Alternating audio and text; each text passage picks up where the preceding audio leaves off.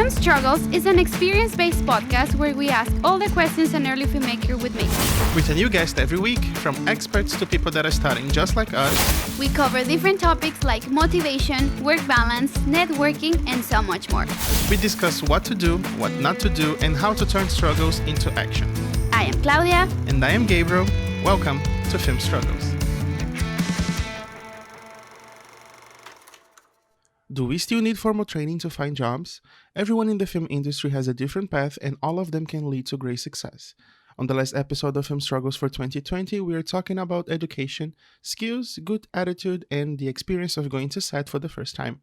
Our special guest this week is Carlos Figueroa, a Mexican FX artist and designer based in Toronto. Carlos has worked in the prosthetics and makeup effects crew for shows like It, Chapter 2, Spiral, The Boys Season 2, Channel Zero, and many others.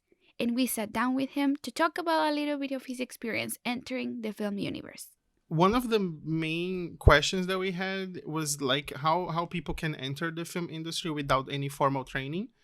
And both me and Claudia, we went to film school, so it's not like we know how to talk about this without having the because we have the formal training, so we know this path, but we are aware that many other paths exist. So that's why we thought about talking to you, because you had this experience working in the film industry without going to film school specifically, and we wanted to hear from you like your experience and how the whole process happened to you. Well, it is a pretty interesting story, actually. Claudia knows it, but yeah. So first of all, before I say exactly how I get into the film industry without going to film school, I want to say that the best thing that I have personally is I always been a human being that is interested in knowing a very different set of skills. Like I always wanted to have set a really wide range of set of skills, right? So thankfully, because I've always been like that since I was a kid, that gave me a lot of like curiosity for different areas, right? So when I went to this little course that we had in Mexico about the FX makeup, I formed a group. Not only I, like we were like few people on the school, and then we get along with some of them. Then just naturally we form a group, and we started doing just FX stuff for fun, right? So I kind of, without knowing, I formed a little portfolio on FX, right? Like few makes with it, few characters with it, and then I always like to take professionals pictures, and I know how to sew, and I do hair, and I do makeup, and I do drawings. And so that's kind of the range of skills that I have, right? So and I try to use them all to a final product. So thankfully for that, I did this little portfolio, right? So when I came to Canada and I was living with my friends, first of all, I was not even living in the city. I was living outside of the city on a little town that nobody knows here, because every time I say the name, everyone is like, where? What? So the name of the town is Borough. So I was living in Borough, which is, I want to say 1.5 hours from Toronto, from the city of Toronto. Well, it turns out that their house that they have in there in the Borough, it was pretty big house, so it had like a separate apartment, and they were doing Airbnb. So one day they went out, and I stayed by myself in the house. So they told me, well, you know what, we're doing this Airbnb. If you want to help us a little bit with this, it will be great. So I said, yeah, for sure, no worries, I will help. But before I said what happened is, of course, when I came to Canada and I was trying to know what to do, well, I knew Canada has a best film industry, right? And instead of Mexico, well, Mexico is almost none, and here is way more, right? So of course I went online and I tried to look for how to get into it, right? And that's when I find out for the very first time in my whole life about unions. And I was like, what is a union? I have no idea. And I'm pretty sure a lot of people that is going to listen on the podcast that is going to be like, a union? What is he talking What is about? So Yeah.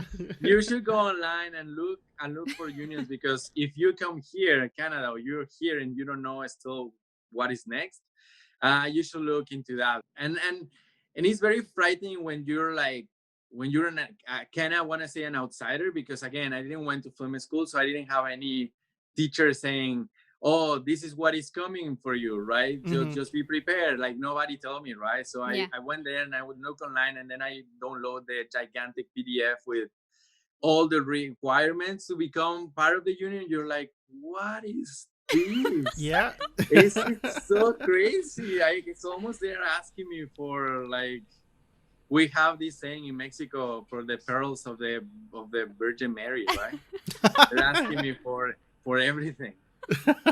But anyways, for some reason, I consider myself lucky, because what it happened, now I come back to my story of the Airbnb.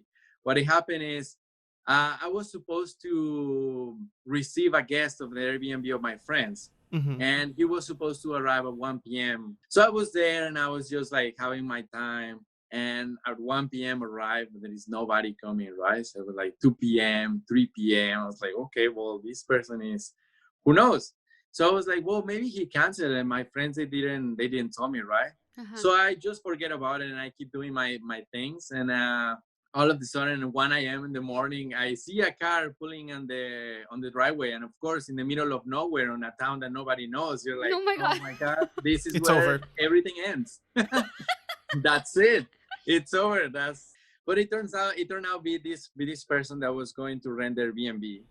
And he was like so ashamed. He was like, I'm so sorry. I know I had to come here at 1 p.m., but I work on the film industry, and we got so late, and we got to go so delayed, and he kept talking. I was completely like, I stopped listening until he said I work on the film industry.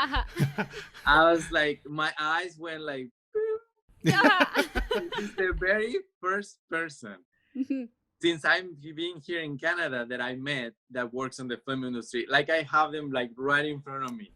So for me, it was, oh, this is, I was like in my head, this is this one-time chance. This is the moment, right? What is the chances that me living in the middle of nowhere on a random house, there is this guy coming that works on the film industry, at 1 a.m. Right? And at 1 a.m. in the morning. So the guy, because the guy was like kind of a little bit ashamed of how late he came, I kind of felt a bit confident on, oh, by the way, do you work in the film industry? This is so interesting. Tell me a little bit more. So of course he talked a little bit more, and then I said very fast, right? I said, you know what? I'm very new in Canada. I really wanted to meet somebody that work on the film industry, and you're the very first person. And then I said, I'm very interested in work on the FX makeup, right? And right away, this little portfolio that I put together that time when I went to this school in Mexico, I have it ready on my phone, right? So I pull it up right away and I show him all these little things that I made. And he's like, oh, this is really good. This is very scary. I love this one. Wow, you know what? And then he turned and said, you know what? We did work with this guy that does really amazing effects makeup. I'm gonna make you a favor. I'm gonna send him an email, and if he responds or if he's interested in meeting you, I will send you an email back. And I'm like, well, that's amazing. Thank you very much. Of course. So I gave him my email and on the story at the moment, right? So then I was, of course, in cloud nine at that time, right? I was like, oh my God, in the clouds. I was like so excited. And I'm like, what is gonna happen?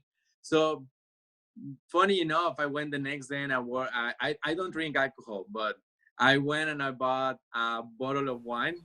I just went to the LCBO and I was like, can you give me a good bottle of wine? The guy's like, what kind of wine you want? I don't know, a good one. So he sold me one and I was like, okay. So I left him there for him, right? Just with a little note of thank you very much for that. And funny enough, 2 days after, he sent me an email back saying, hey, this guy, he says that right now he's full, like he doesn't need any more people right now, but he told me that if you want to go to his shop, and then just he will love to give you a tour if you want to meet him. Okay. I'm like, yes, please. Uh-huh. So he said, yeah, for sure, whenever you want to come, just tell me, this is my address, and just let me know when you want to come. So I went there, and when I walk into the shop, well, before I said this, you said that your preferred genre on film industry is horror movies, right? Yeah, and Yeah. sci-fi, yeah. Yeah. And sci-fi. I'm Yeah. exactly the same. Sci-fi and horror movies are my Yeah. top to go, right? So, and there is this set of movies that I've always been a fan of it, which is Saw, the movie Saw, right? Always been a fan since forever, right? Since Was I he the saw guy them. who made the mask? So when Shut up, Gabriel. So I've always been fan of those kind of movies, right? And I love like gore and always and I always like when I see this effects makeup and it's hyper realistic, right? So I walk into the shop. I didn't know anything, right? So you go and you see outside just a brown building, and you open the door. The very first thing that I saw is like the back wall is like all the posters of all the movies Saw. 1, 2, 3, 4, 5, 6, and then a guy hanging from the ceiling with all the guts hanging out. A guy beside me with half head cut off, the brains all sticking out. No I was way. like, what the fuck What is this this? place? Disney. With a big smile on your face. I couldn't believe it, right? So then I find out he did a lot of the FX makeup for the Saw movies. And I was like, I couldn't believe it, right? I never thought, like, you never think. It's like when a guy tells you, yeah, I know somebody that works in the effects industry, but you don't know, right? You don't know the magnitude of which person is gonna be, right? Like who is that person, right? So I walk in, and then it turns out he's a big a huge deal, a big figure on the film industry, right? I was like, I couldn't believe it. I was like losing my mind. And then he did some stuff for Hannibal, the series, the TV series. So there is this big totem made of human parts, all pulled together on that series, and it was like right there, right in front of me. All those like human bodies sticking like all on top of each other, hands crooked, heads sticking out. Everything with ropes all around, and I was like, so you had no idea where you were going to.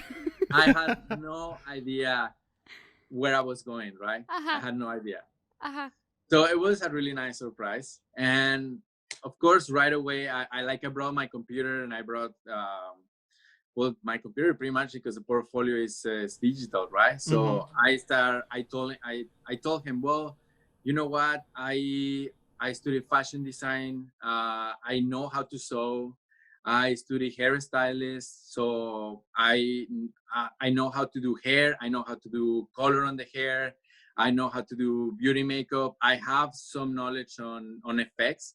I said I wish I had more, but the studies I had in Mexico, they were pretty basic, right? And I show him all these little things that we made, right? All these little portfolio that I put together when I was with my friends in Mexico. And he was like, oh, well, this is really nice.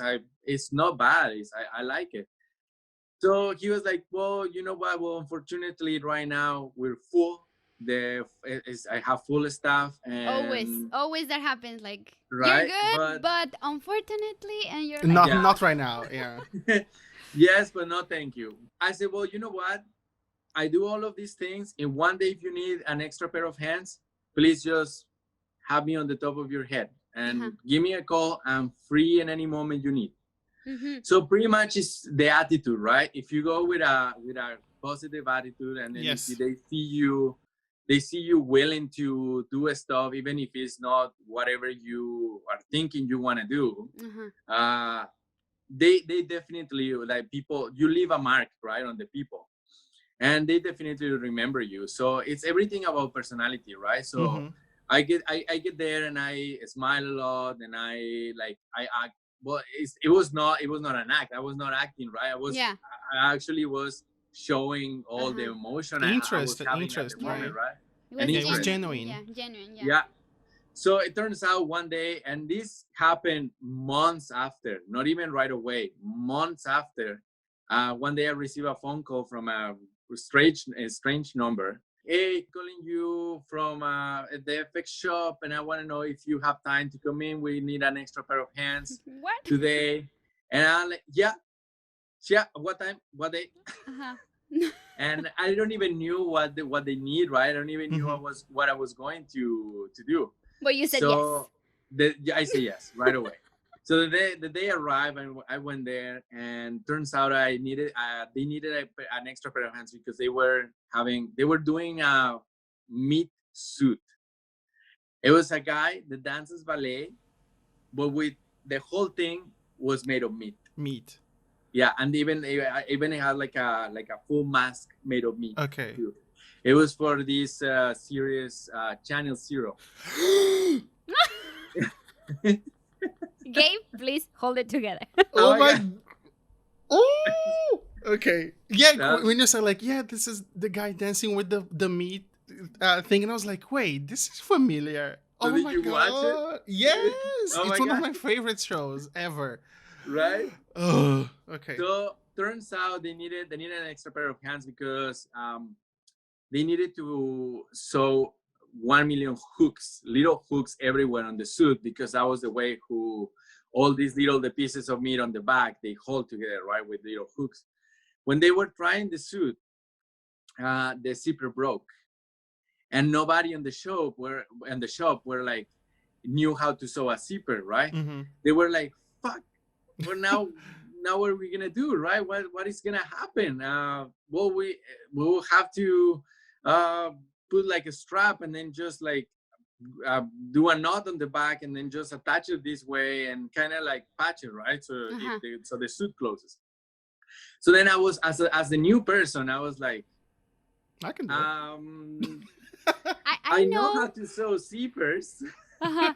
So of course the whole shop turned and is like, you do? I'm like, yes, I do. I know how to sew zippers. But Can were fix you it? were you already hired, or you were just there and then they were? I was. They just called me for the day, right? They were Okay. like, if you wanna come here. I don't even knew if they were going to pay me. Okay, so I just say yes. I'm Uh-huh. like, I wanna help you. It doesn't Uh-huh. matter if you pay me. It doesn't matter if you don't. I'm gonna help you. They were trying the suit, and that's when the zipper broke. Okay. Right. Wow. So then I turned and like, yes, I know how to do zippers. So they were like, the owner of the shop, which is this famous guy on the fix, he's like, he told another guy there, you take him to Fabric Land and buy whatever he needs. So we literally went to Fabric Land. I bought all the like zipper and all this stuff that I needed to just to put a new one, right? So we came back and I fixed the zipper, and I and they said it that you saved the day today. So that was my very first day working on the film industry for me, on a professional environment, right? So just for me to get that, and I went lucky. What if the zipper in there broke, right? I just will be sewing hooks. sewing hooks, and then just leave, right? Okay, bye. But the zipper broke, and I was able to fix it. So I saved the day that day, and that absolutely left a little bit more of a mark right there, right? So Carlos is he's handy. He's like a secret weapon, right? And thankfully, because I have all these little skills that I always wanted to have, right? Since I was a kid, it's like, it doesn't matter what it is, I just want to learn how to do it. So that's how I get into the film industry so far. That's how I started. Oh my God. That's insane. That's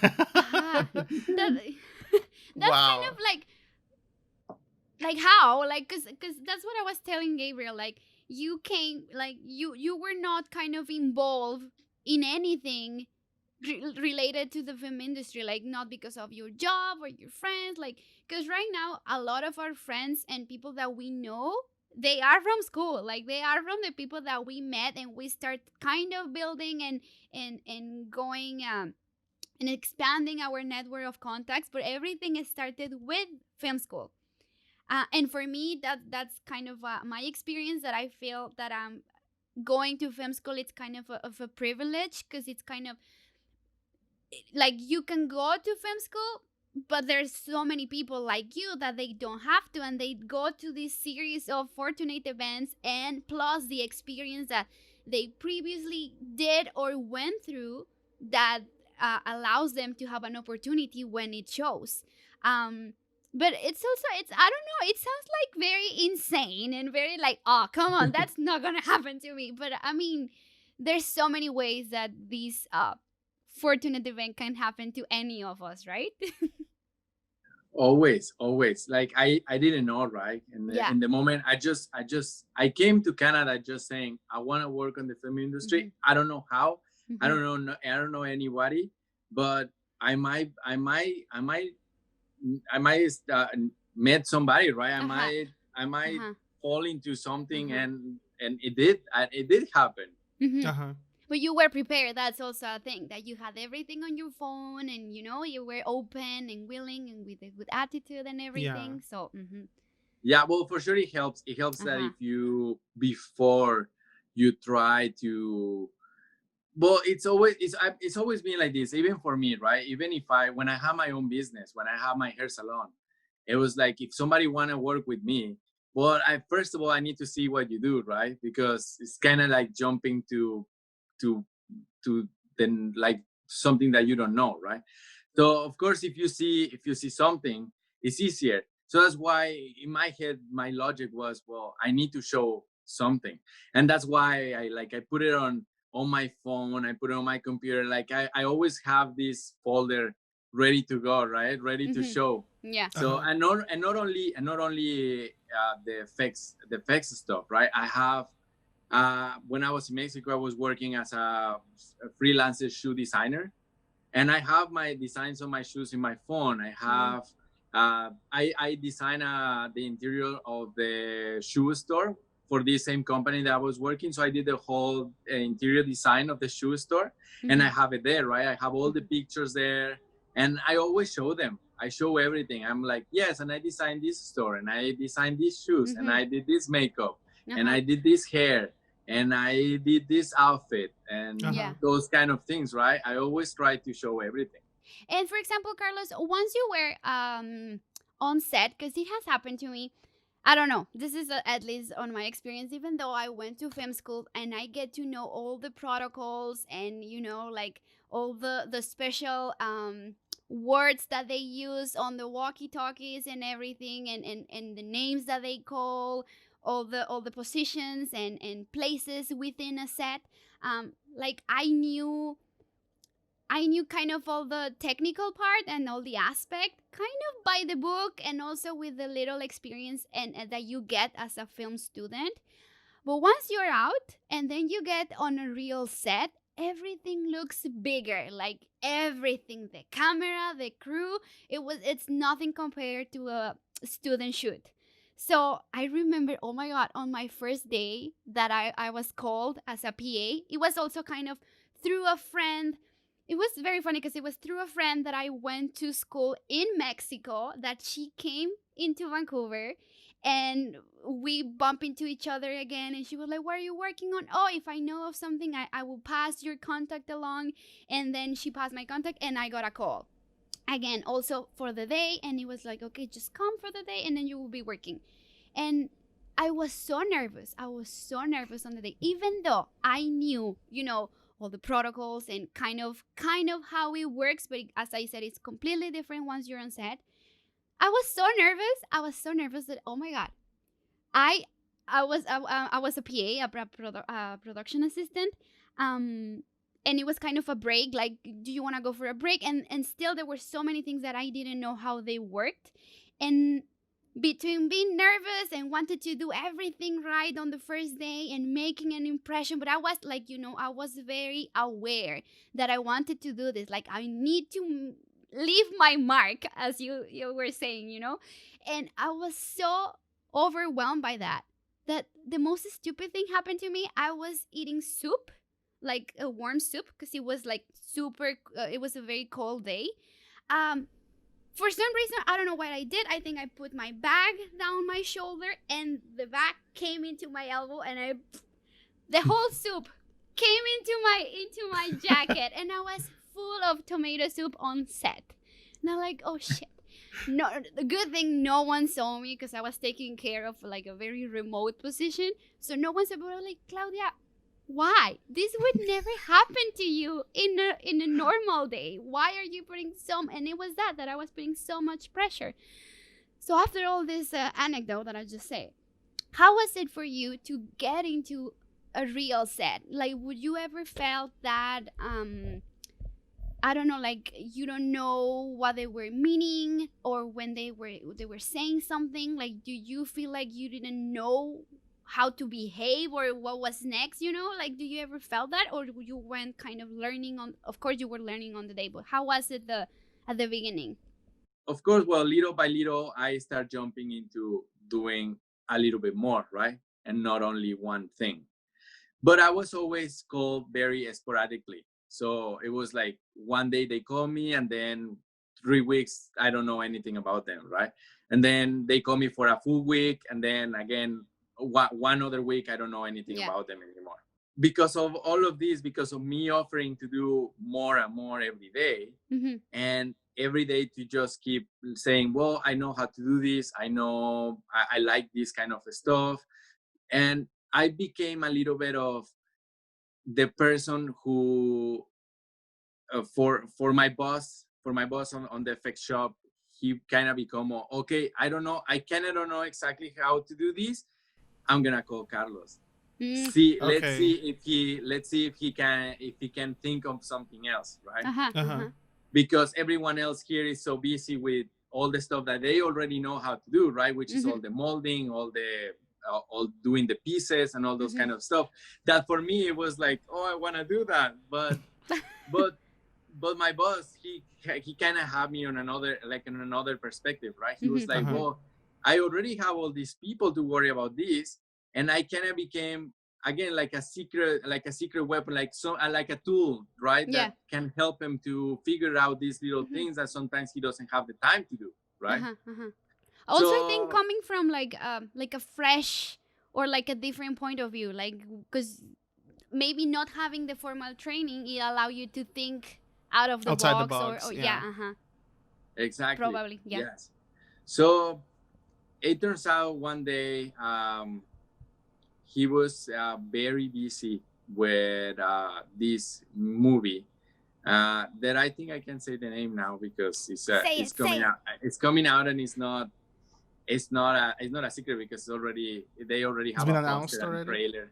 Okay. Then that movie is a Spiral, which is the new movie of the Saw Dynasty. I don't know if I can say Dynasty. Yeah, it's like trilogy. I don't know. Franchise. Yeah. So it's a new movie, right? The very last one, and he was packed with work, right? It was so many things on his plate.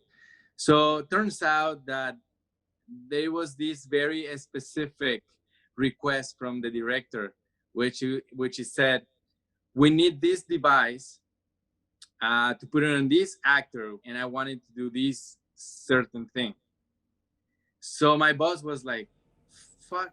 I don't have time for this. I have a list of 100 stuff to do before this, right? And this is very technical, and this is something that it will take time and it will take patience to figure it out, right? So it turns out that he's like, Carlos, can you help me to do this kind of stuff? Can you figure it out? And I'm like, for sure. And it's like improv, right? What is the only rule of improv? Yes, and say yes. So I'm like, yes, for sure, let's do it. So thankfully I kind of figured it out, and I got the enough skills to actually make it happen, and I did make it happen. And because I was the person who built that little thing, that little device from the beginning all the way to the end without anyone else involved besides just asking, this looks right, is it doing whatever you want to do? My boss was like, yes, I like it, yes, we or like little insights, right? He was saying, it needs to be smaller, it needs to be slimmer, it needs to be lighter, it needs to be like this, like this, like this, right? So I was always going into that direction. I was like, whatever he said, I was trying to make it happen, right? And I make it happen. And just because of that, I got lucky again.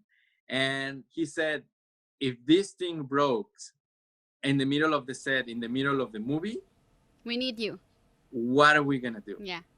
You need to So be there. why don't you come with us? So he's like, I'm gonna send you on set. I cannot go.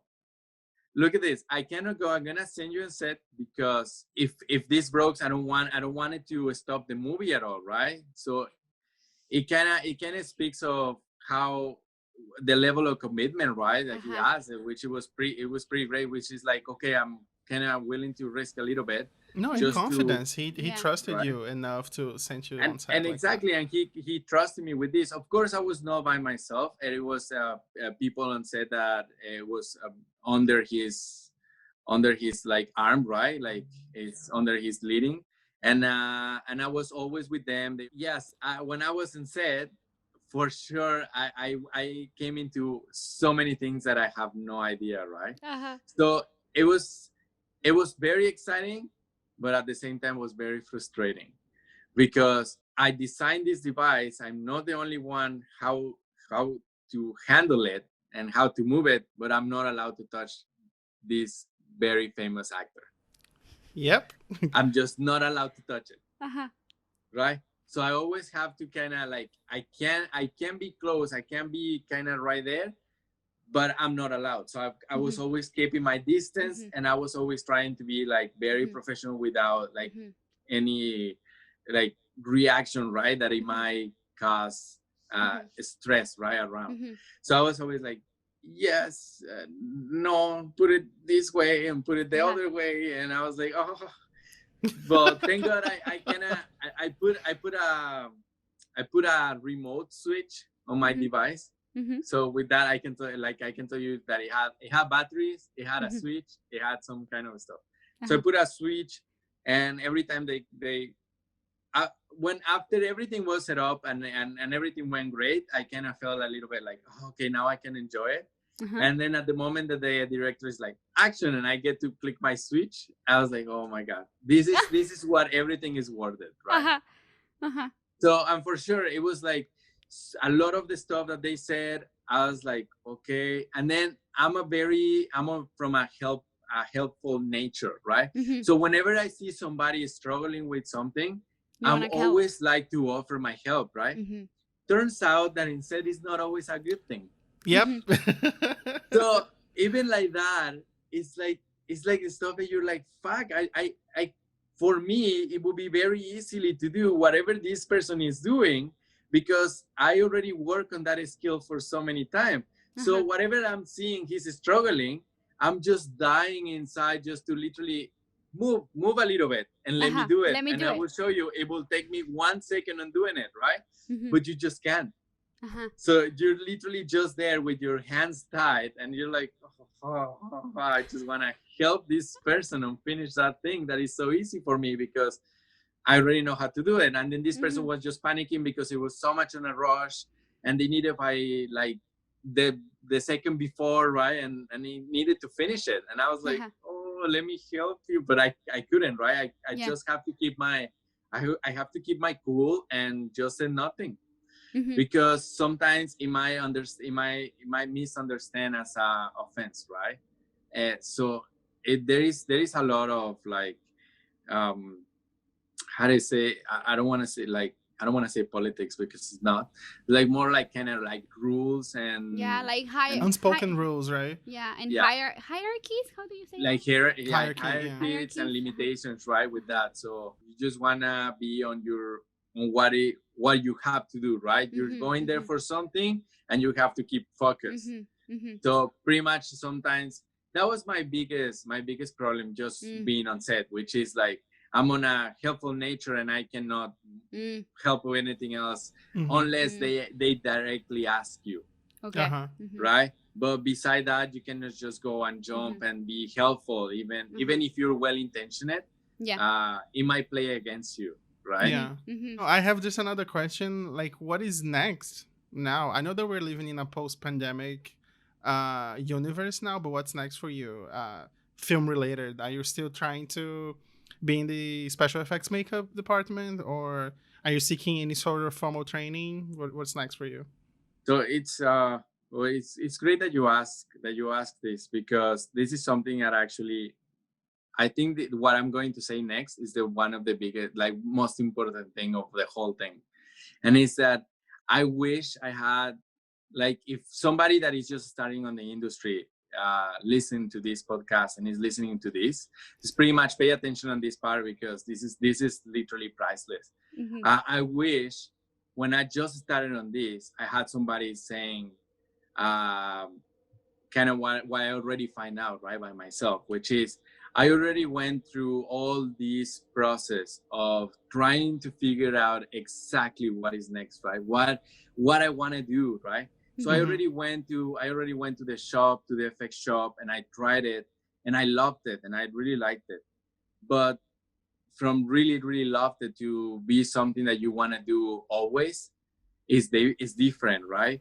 One thing is actually liking doing something. The other thing is wanting to do that forever, right? Or doing it. So if you're like, one thing that I find out is that when you're doing like shop work, when you go to the shop to do the stuff, you're kind of at the end of the process, right? So when it reaches to you, is something that somebody else already think about it. They already talk about the process. They already talk about the concept. They already know kind of almost everything.